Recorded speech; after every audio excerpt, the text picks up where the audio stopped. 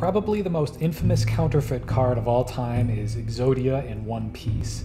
He's gone by many names like Dark Master and Dark Enchanter, but most kids that grew up during the first wave of Yu-Gi-Oh! In the US remember this card.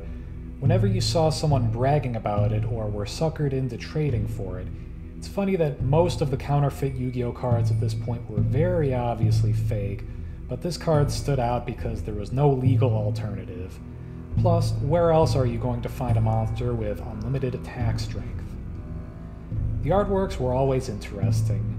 This one recreates the pentagram design of the original 5 pieces, which you could never line up in real life, though they gave him 2 sets of shoulders.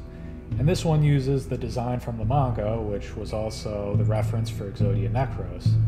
Honestly, this one breaking out of the border is pretty cool. This one is flying or something that's from the Toei anime design. The effects are wild to read, especially with the bad translations inherent to these bootleg cards. Dark Enchanter kind of eliminates the purpose of the card since you need to have 5 pieces of Exodia already, which you've already won. This is just for bragging rights, I guess. Also miscategorizes Exodia as Warrior instead of Spellcaster, which is a pattern here. Dark Master, a sound monster, states that all monsters with endless offensive will be destroyed. Isn't that the only card that has unlimited attack? It's a poor choice of words. Exodia, the Dark Master, pretty succinctly says it can destroy all monsters and win the duel immediately. That sounds about right. Best for last, Darkly Big Rabbi. When the Beelzebub seal was untied, any enemy will destroying at minute. It's funny that the last one can declare victory immediately, but this one takes a minute. Now interestingly, the full Exodia card appeared in Duelists of the Roses as Summoned Lord Exodia. While not playable, it only appears after you successfully use the 5 pieces of Exodia.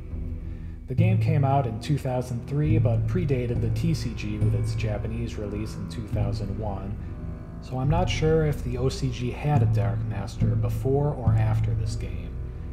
Since then, there have been a few false alarms for the full Exodia card. Exodia Necros was already discounted after the show explained he was something different entirely. Then came Exod, Master of the Guard, with an unheard of 4,000 defense. While it's undoubtedly related, 0 attack means that this isn't truly the unsealed Exodia. Next came Exodius, the Ultimate Forbidden Lord. He already seems a lot closer to the mark, but the different name and color seem to mark him as related, but not the real deal. Yu-Gi-Oh! GX even claims he's a distant cousin to Exodia. Finally, 2015 brings us the legendary Exodia Incarnate.